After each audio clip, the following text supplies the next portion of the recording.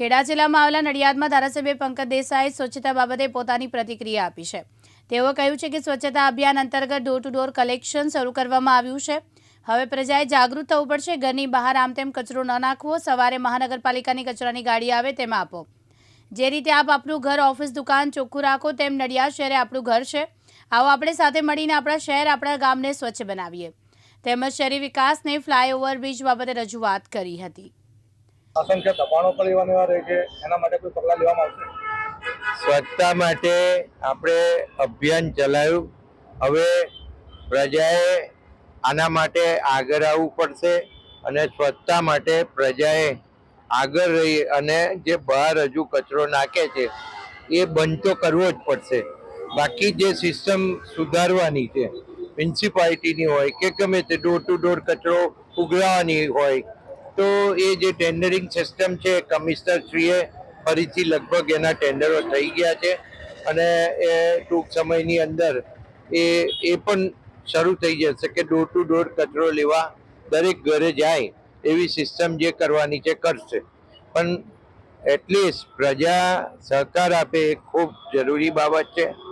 आ सिवाय मैं नडियाद माटे घणा बधा कोर्पोरेशन थई छे એટલે પ્રશ્નો પણ હાઉસની અંદર રજૂ કર્યા છે અને એનું વર્બેટિંગ આપને જોઈતું હશે તો હું વર્બેટિંગ આપીશ।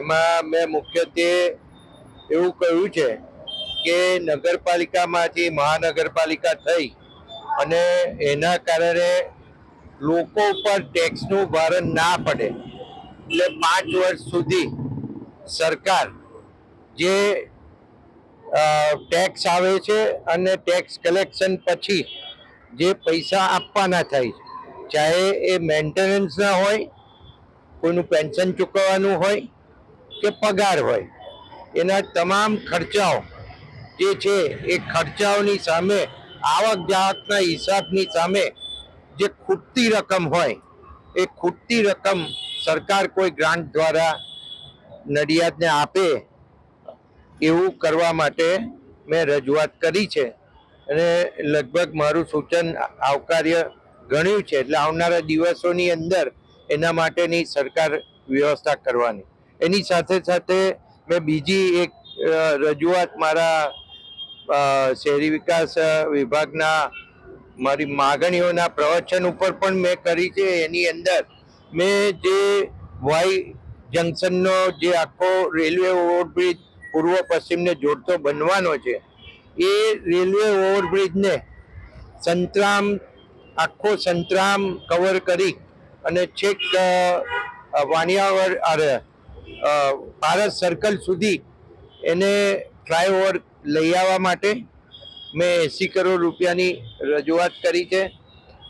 એની પણ લગભગ મહાનગરપાલિકાએ એના ડ્રોઈંગથી માંડીને બધું કરવાની કામગીરી શરૂ કરી દીધી છે। એટલે આવનારા દિવસોની અંદર અમે જે વિચારી રહ્યા છે અને મેં જે વિચારેલું છે તો એક આ જો આપણને ફ્લાયઓવર મળે તો નીચે જે સવારથી સાંજ સુધીમાં લગભગ 25,000 જેટલી સંખ્યા આખા જિલ્લામાંથી પ્રજા આવતી હોય નડિયાદની અંદર ખરીદી માટે હોય કે બીજા કોઈ પણ કામ માટે હોય તો આ રોડનો મેક્સિમમ ઉપયોગ થાય છે।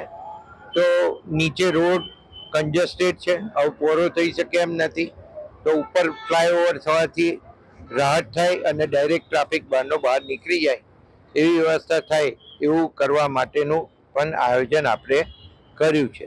તો આ અને બીજું સાથે સાથે મેં એ પણ રજૂઆત કરી છે કે મહાનગરપાલિકા થવાથી સ્ટાફ જે નડિયાદ મ્યુનિસિપાલિટીનો સ્ટાફ છે એ સ્ટાફ હવે મહાનગરપાલિકા પ્રમાણે સ્ટાફ આપણને મળે અને એના માટે જે કંઈ મંજૂરીઓ સરકારશ્રીએ આપવાની છે એ ઝડપથી મંજૂરીઓ આપે તો અહીંયા કોઈ પેન્ડિંગ પ્રશ્ન સરકારના પડી ના રહે અથવા પ્રજાના પ્રશ્નો પેન્ડિંગ પડી ના રહે અને એના કારણે કોઈ પણ જાતનું ડેવલપમેન્ટ ના અટકે એના માટેની પણ મેં રજૂઆત કરી હતી। એ પણ મેં મારા પ્રશ્ન દ્વારા અંદર હાઉસમાં રજૂ કરી। તૃષાલ પંડ્યા, દિવ્યાંગ ન્યૂઝ, નડિયાદ।